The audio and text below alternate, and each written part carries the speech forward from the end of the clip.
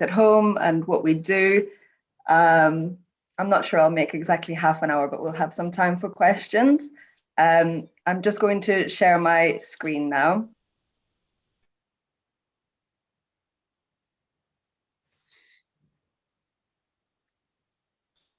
Didn't mean to share that screen.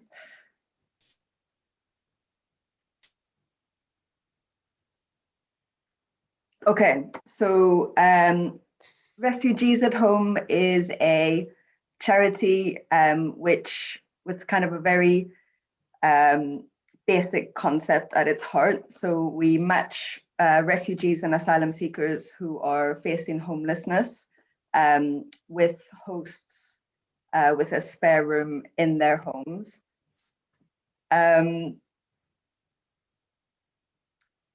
So when a guest goes to stay in a host's home and we arrange that, we call that a placement. So how long does a placement last? It really varies, and it can be very short or it can be really quite long, but placements are temporary. So they are designed to give a refugee or asylum seeker some time to plan for their next step. And they usually last around 3 to 6 months as an average. So as a guest, where will I stay? So when you are referred to Refugees at Home, we will ask you where you would like to stay, and we will then try to put you as close to that location as possible. We'll do our best. We are working with the hosts that we have, so it might not be possible to place you exactly where you wanted. For example, if you wanted to stay in West London, it might be possible that we can only place you in North London or something like that. It might even be possible that we have to go a little bit outside London. It depends where our hosts are, and we will do our best to put you where you want to be. We will also try to arrange for you to stay with one host, but that's not always possible either. If you do need a longer stay, we might need to move you between different hosts. So what happens when you're hosted? You stay with your new host. You have a bedroom in their home. You can usually cook. Every host is a little bit different. Some are very busy, some aren't. But in general, you can cook together sometimes, or maybe you can use the food in the fridge. You will arrange that with your host. And sometimes they're able to help you with other things. So maybe transport costs, for example. So who will your host be? We've got hundreds of hosts from all over the country, and they're all very different. But they all volunteer to host because they want to help. And generally they are kind-hearted people who really do just want to help. We know sometimes that it can be really difficult to go to a host's home and that you might feel nervous and you're not sure, of course, who this person is. But often it's good to remember that your host feels just the same, and they are not sure who you will be, and they feel a little bit nervous as well. So try not to worry about that. And often a great friendship can come from hosting, and some of our hosts and guests have wonderful relationships which last for a long time. And Refugees at Home is here to help and support too. Okay, so who can be hosted through Refugees at Home?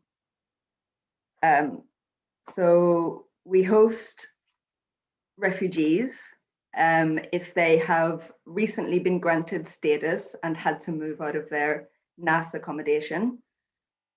And we also host asylum seekers who are not receiving NAS support or financial support. And so this is usually, for example, people who are making an appeal, people who are making a fresh claim.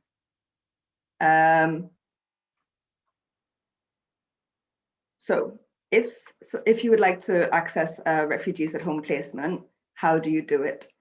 So there's two different ways. Refugees can self-refer. So you just need to go on our website and make a referral for yourself. It will ask you for some information.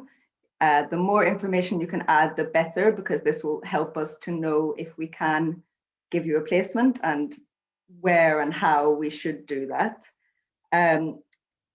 If you're going to self-refer, we do ask that you have a good level of English language.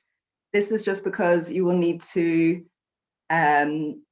probably find yourself private rented accommodation, maybe find a job, navigate in certain systems, and it's difficult to do this if your level of English is not currently at the right level. So that's one thing that we ask for.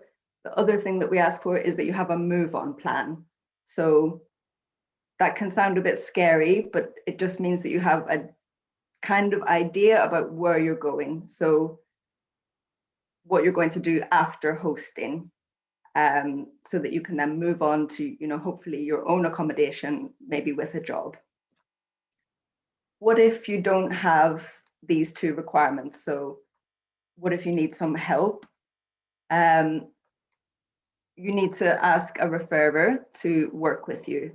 Maybe you already have a caseworker who can support you. If you do, you can just ask them to make a referral on our website. And if you don't have a caseworker currently, you can go to an organization like Crisis or like the Refugee Council, and they can help you through this process.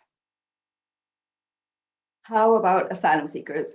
Now, asylum seekers can't self-refer, and that's just because the asylum system is really, really complex, and usually you will need some help to get through. So again, you would need to ask your referrer or your caseworker, if you have one, to make a referral for you. And if you don't have one currently, you might need to approach another organization just to find a caseworker who can help you through your placement with us. I think that's it.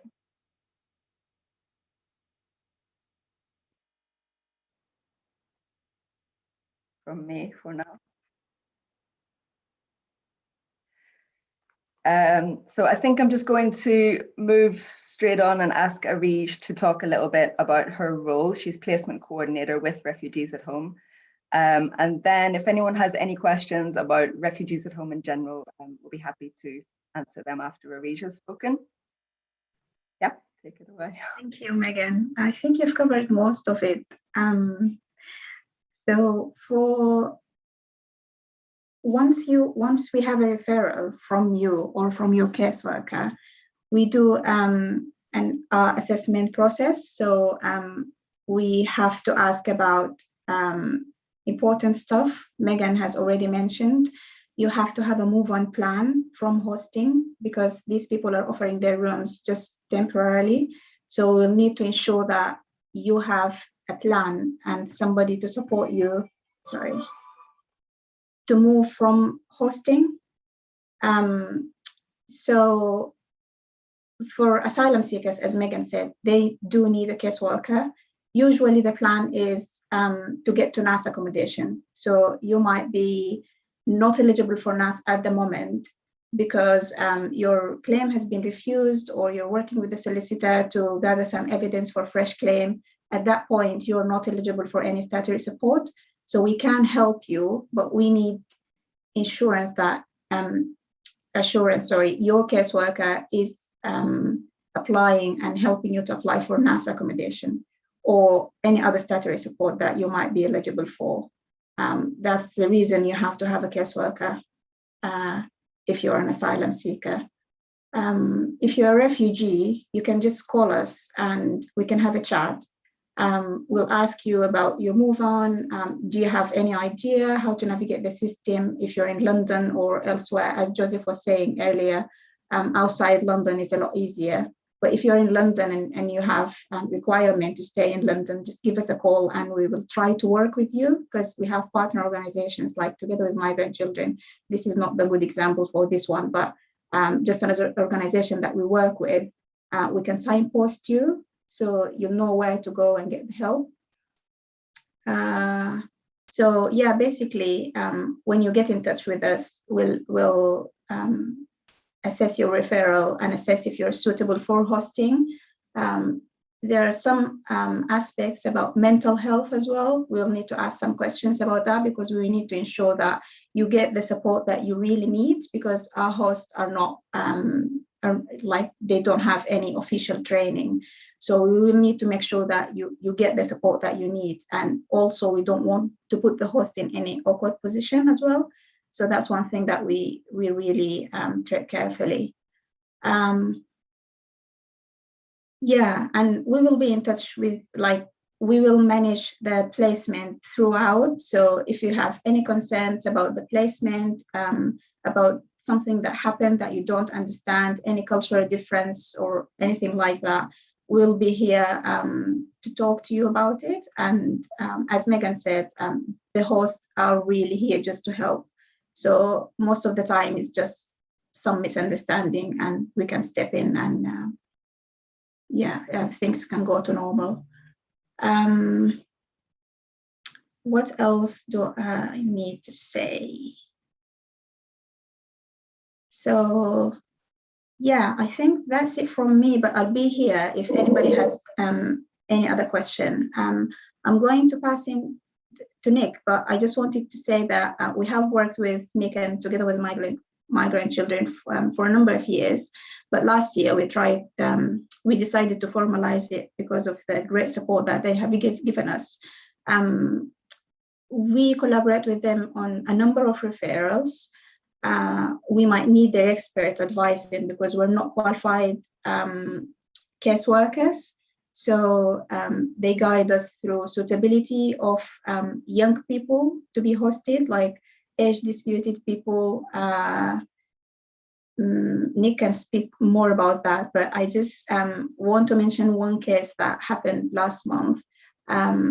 We do get referrals from Together with Migrant Children, and we refer to them as well when we feel like they will give more support to the person. But last month, we had a referral from them for a lovely woman, and she was heavily pregnant, but she was homeless, and we were able to help her and host her, and the baby's here now. So I'll pass on to Nick now. Thanks, Reid. Sorry for the background noise. I'm in a conservatory in what seems to be some sort of hurricane. So if it's really difficult, I'm really sorry, but I'll try my best. So yeah, my name's Nick. I'm from a charity called Together with Migrant Children, and I'm the director of the charity and head up the practice team. We're a tiny team of people. We're about 5 and a student at the moment. And we specifically provide quite specialised casework support to children, young people and their families, not just in asylum. So we also work with families with overstayed visas, who have been trafficked into the UK, who have entered the UK by other means.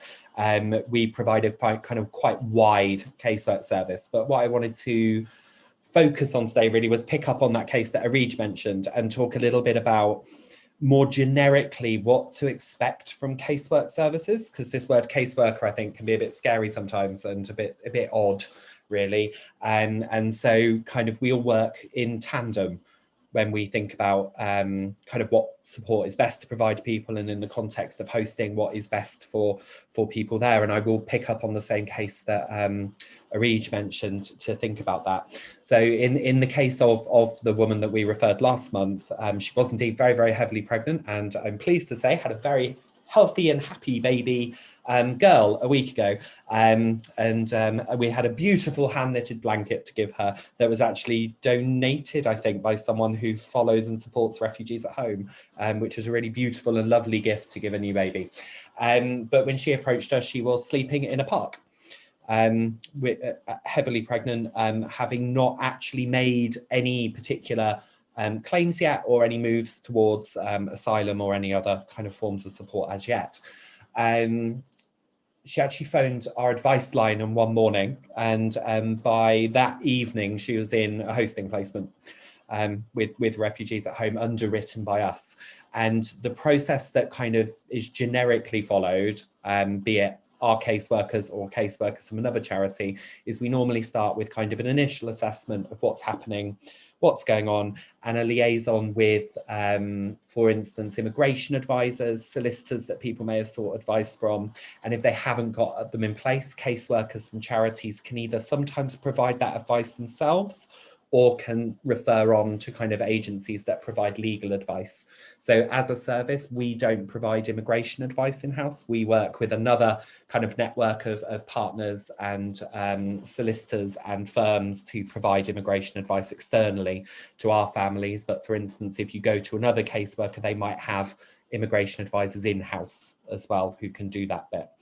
And really the initial assessment can feel quite intrusive sometimes, because we have about 3 million questions to ask people about what is happening with their situation in terms of their housing, their money, but also their wider needs, their health, what's going on for them with their immigration, how they entered the UK, how long they've been here, what they came in on, how they came in.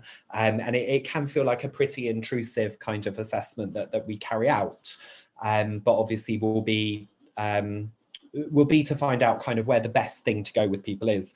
And when we look at things such as hosting placements, for example, with the woman we've been talking about, we'll look at what statutory options might be available for people. So by that, I mean things like asylum support that asylum seekers are entitled to, or things like support for refused asylum seekers, where there might be a barrier to people leaving the UK. And so that leads into more of a kind of plan for what that person needs and wants. So in the case of the woman that we've been talking about, she has been since registered with an asylum claim and has gone on to secure legal representation that we've helped her set up with, so that she's able to progress her claim in the UK. And has since moved on to statutory support under NAS, which means she's accommodated by the Home Office, pending the outcome of her asylum claim.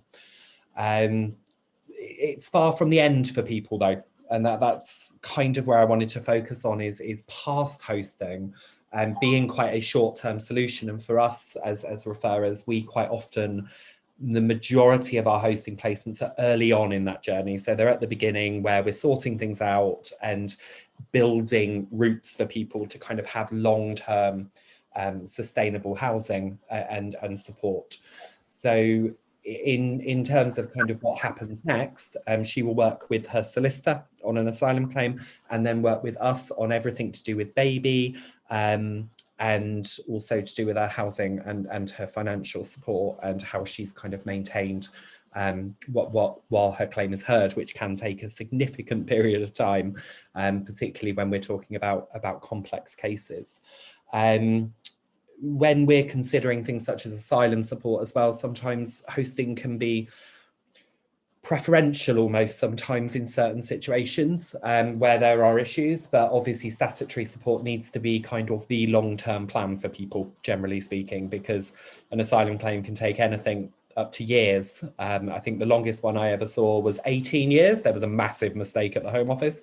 But generally speaking, you're talking a year or two before someone is normally kind of at a point where they're ready to move on to long-term options, take into that all of the considerations around if an asylum claim is refused, for example, and what that means for someone's case. And you can drag this out for years and years in what is quite a hostile system that we can experience.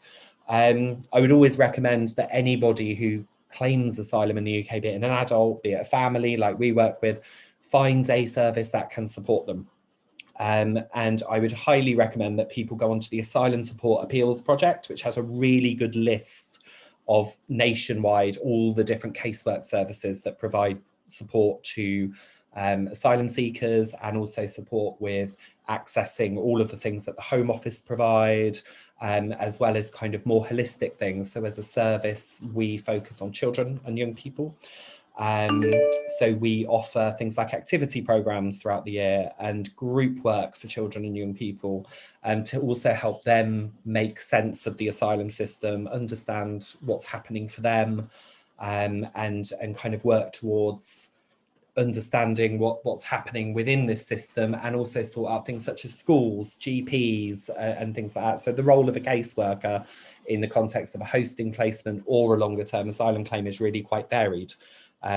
It's about meeting kind of wider needs, that people may struggle to access GPs, for example. We have a great problem with families accessing GP practices when they don't have ID, where they don't have a fixed address, where they don't speak English as their first language, so struggle to get past receptionists and things like that.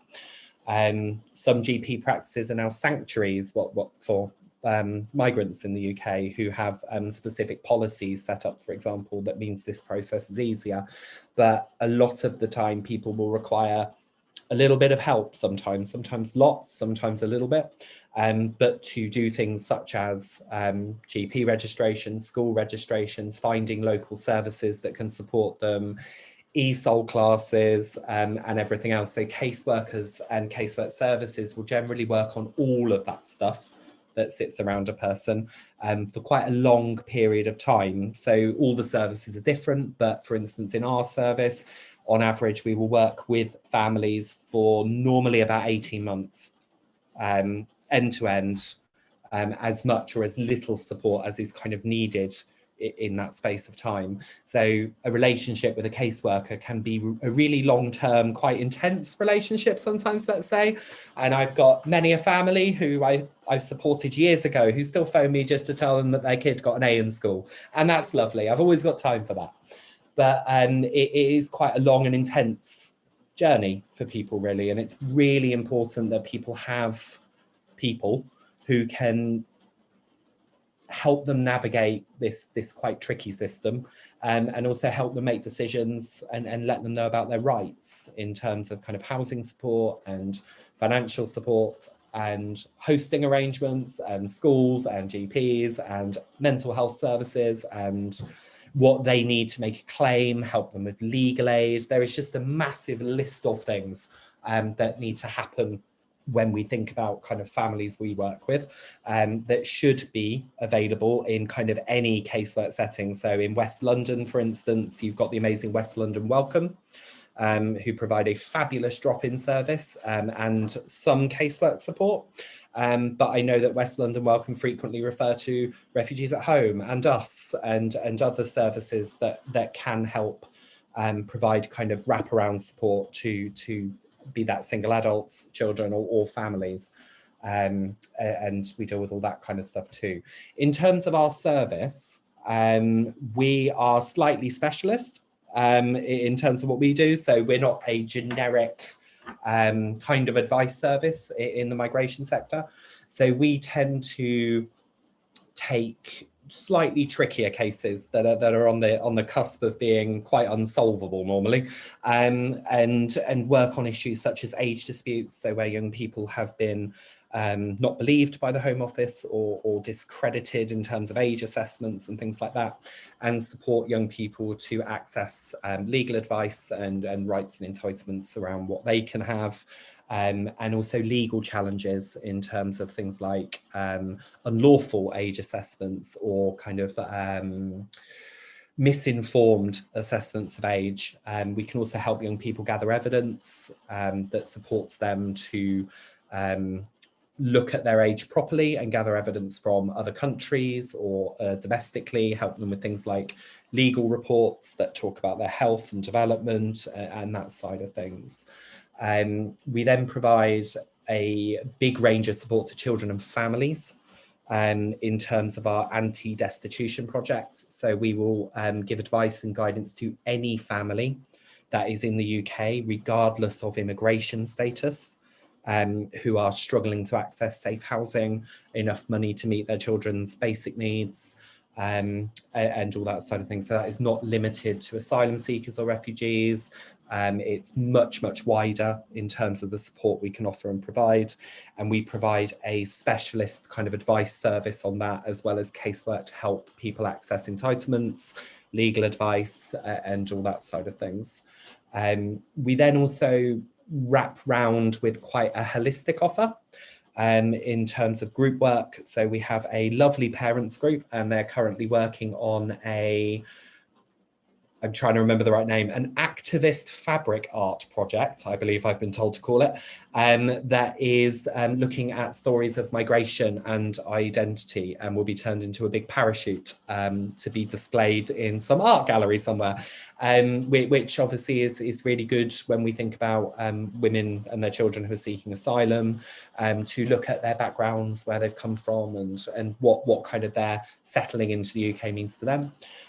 Throughout lockdown, we developed children's groups, which meet on Zoom, and they're absolute chaos, but I love them. That does art projects and things like that, supplemented by posted out activities children can do and see, which is really nice as well. And then we have a smaller group for mums and babies who are, I want to say 0 to 12 months, but I don't run that group. Which looks at kind of parenting in this hostile system and building confidence and skills, particularly for first-time mothers, as well as using it as a peer support space, which particularly for kind of when you consider the immigration issues as well, it adds a whole layer of complexity for parents who are trying to raise their children in the UK. So it also provides a support space for informal advocacy, advice, as well as kind of practical stuff and a bit of a laugh as well, which is also really important. Remembering that the immigration problems do not define people.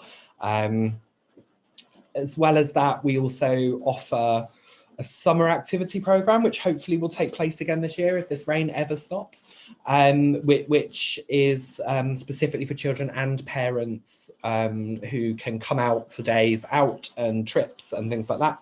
So the way they came about is we were quite struck by the fact that when children go back to school in September, one of the first questions is often, what did you do in your summer holidays?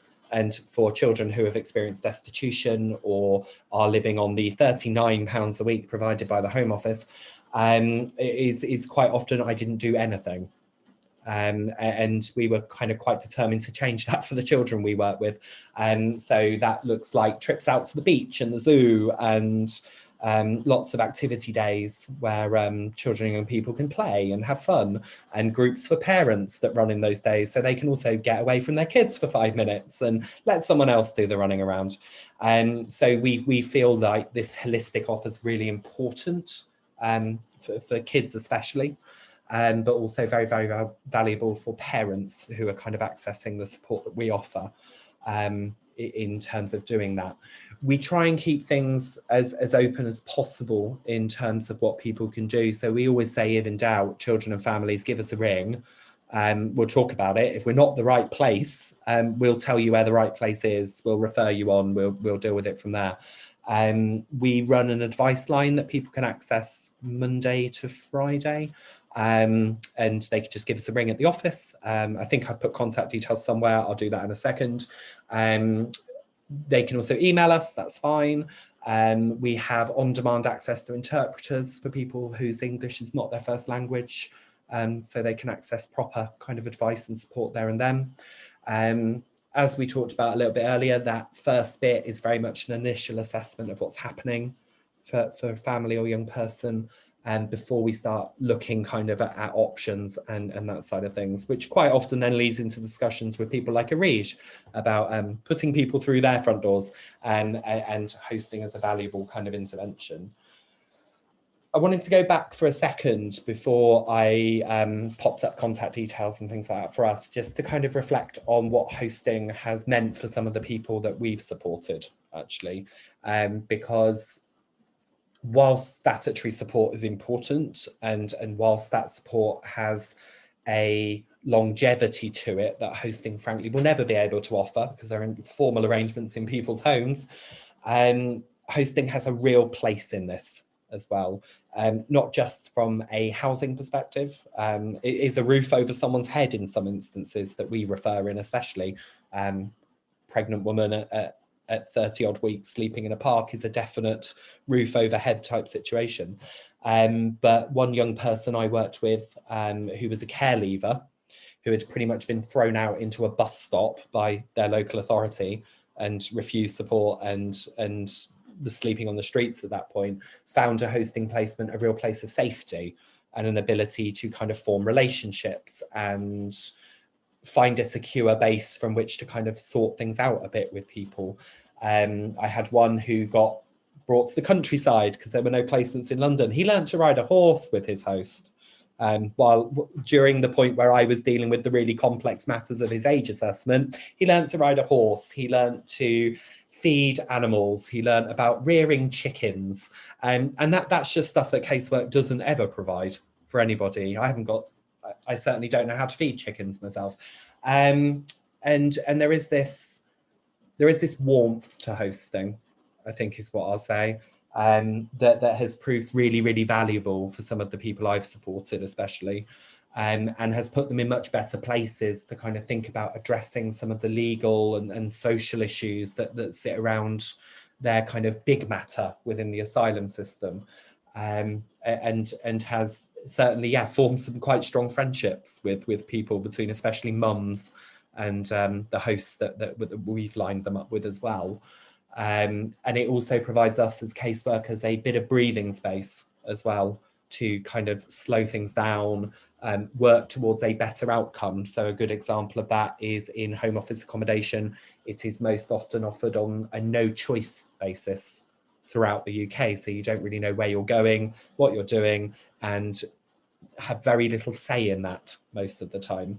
A hosting placement can give us the 6 weeks we need to gather evidence as to why someone should remain where they are, look at their support network, their medical needs, and barriers that might be impacting on them moving away, and make those representations properly, instead of rushing in a homelessness situation to try and get the best thing. So it really allows us to kind of level up on our outcomes, so to speak, and think about how the best route is without the constraint of these really difficult timings sometimes.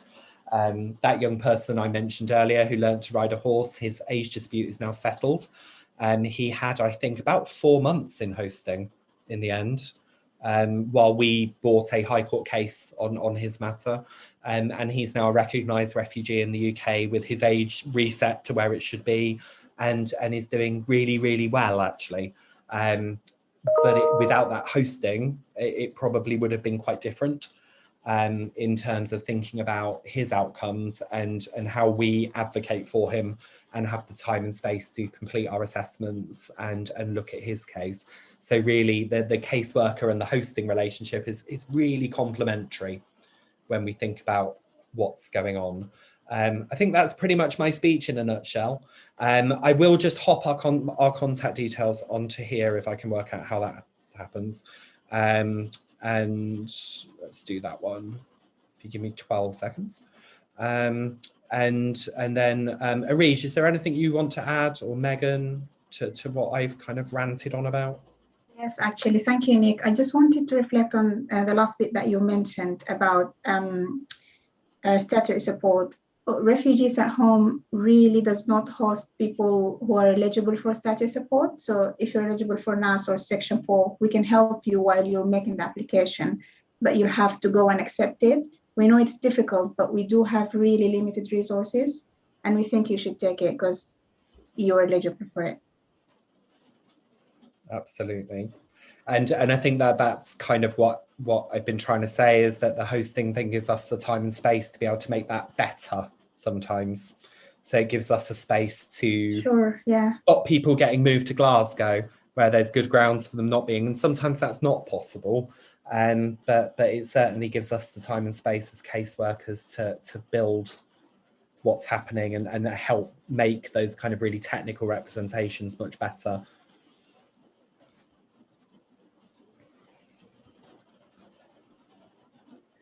Great, thank you so much to Nick, and also to Megan and to Arish. That was really, really interesting and informative. And I just had a few questions that I'm sure will be useful maybe for some people who are watching this on YouTube. But in terms of, so Refugees at Home, you said that you have locations, or is it all over England, not just in London? All over the UK, actually. All over the UK, okay. Not just Okay. England. And in terms of Together with Migrant Children, how do referrals into you work? Is it normally through other organisations, or can people self-refer? People are free to give the office a ring at any time and just have a chat with one of us. The majority of our referrals do come from other agencies. We are mainly focused in London and the South East, but we'll take specialist cases elsewhere where there's no capacity for that kind of work. But families who just want to discuss their situation are just more than welcome to give us a ring or drop us an email, and one of us will get back and have a little natter and see what needs to happen. Great. No, that's really helpful to know. And the other thing was kind of, we're hearing a lot as a local authority, but also in the news, about kind of the deadline for EU citizens kind of regularising their status. For those who kind of find themselves kind of on the wrong side of that and are not able to do that in time, are there any plans for either of your organisations to support people who find themselves kind of not able to access benefits, or kind of who end up kind of being homeless? It's a very tricky question. Not really, no. Our scheme is just for refugees and asylum seekers. It's just basically because our hosts signed up to help those people. We find it really difficult to convince them with other cases in the past. So I'm afraid, no, sorry. No, that's useful to know. And in terms of us, I'm not sure if people are aware, there was a very interesting judgment that happened last week around the EUSS scheme and foreign national parents of British children, or what we would call Zambrano carers. That potentially means there are a lot more people who are eligible for EUSS who were not before, with a looming 12-day deadline on which to do something. I believe that matter is being brought again to seek an extension for that group of people. We don't provide EUSS legal advice in-house. I can highly recommend the charity Here for Good. And there's a couple of others. If you give me 2 seconds, I've got a list of them somewhere that just got emailed to me. There we go. Here for Good are currently doing a lot of this kind of work, as is Praxis Community Projects in East London. And obviously there is the Hammersmith and Fulham Law Centre, who also provide excellent stuff around EUSS and those kind of things. So there is support out there for people seeking those sorts of things. If children and families get caught out by the 30th of June and need advice on housing and welfare matters and what that means in the context of having pre-settled status or have missed that deadline, we can provide support and advice around the housing and welfare side of those problems. Great. No, that is, I mean, it's not great, but that's really helpful to know. And yeah, very, very relevant. Joseph, did you have anything that you wanted to add? Ask, basically. I have a couple of questions to mind. In relation to the hosts, how do they get paid? Or are they offering their places free of charge? It's free of charge. It's absolutely altruistic. Yeah. Good Amazing. question. That's the beauty of it, isn't it? Like, That's amazing. yeah. That's amazing. In terms of caseload, what's your average caseload per officer? Question for Nick. Oh, for us, so we keep our caseloads quite small here because we put a lot of work into the families we're working with. Average caseloads sit at around 10 to 15 for a full-time caseworker here, and then adjusted down for those that work part-time.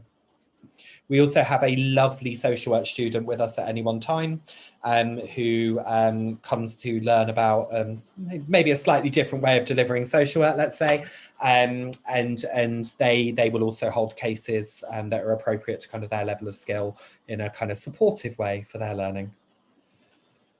And those successful cases where they have gained access to public funds or they have been recognized as refugees, tantamount to that would be that they'll have access to public funds. So is there some kind of a transition work that's being carried out on their behalf? So once someone's kind of with us, they're with us, kind of regardless of how long that takes.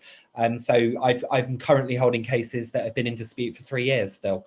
And we do kind of what it takes to deal with that. Once someone is granted refugee status, or for instance has a condition of no recourse to public fund taken off their limited leave, or gains a family-based kind of leave, we will, if they're on our books, help them to access appropriate benefits, advice on work and training, and also into kind of housing provided by local authority housing teams and that side of things.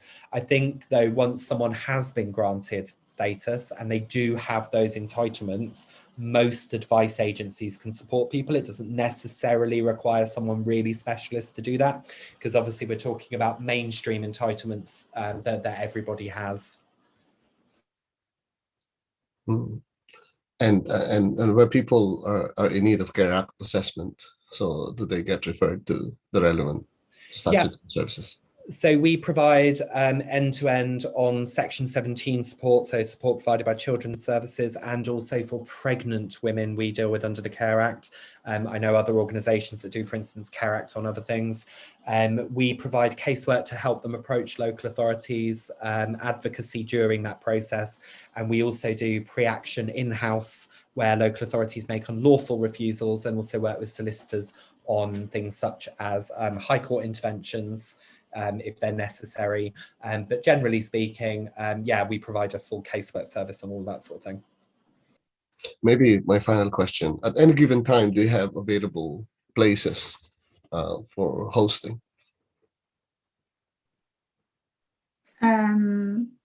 Sorry, I didn't understand the question. At any given time, do you have available places or hosts who would be accommodating people? Yeah, so it depends. For example, we have a number of hosts in each city, and it depends on their circumstances. So if we have an urgent referral, we might approach 10 people and 2 might be available. So we'll never know until we speak with the hosts. Wow. So you've got this whole directory of hosts who accommodate intermittently, I guess. All right. Wow, that's really, you found your niche. Really good. I will say, it's as a referrer though, it's quite incredible that you can be like 9 o'clock on Monday, phone call comes in, hi, I am homeless right now, and I'm really pregnant and I'm really distressed. And then by 4 o'clock Monday, we're paying for the taxi to take them to their hosts. And the speed at which that can be turned around is sometimes pretty incredible, actually. And it's reassuring as a referrer to know that we've got that to fall back on as well. It's reassuring for us too, in terms of the response that we see and the willingness of hosts to put themselves forward for emergency cases like that too. So yeah, we find that people sort of put their hands up to come forward and try to help.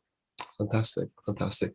Where is a single person and they're under 35, they have access to public funds now. So we know that they can only claim benefit for housing costs up to the single room rate in a broad rental market area.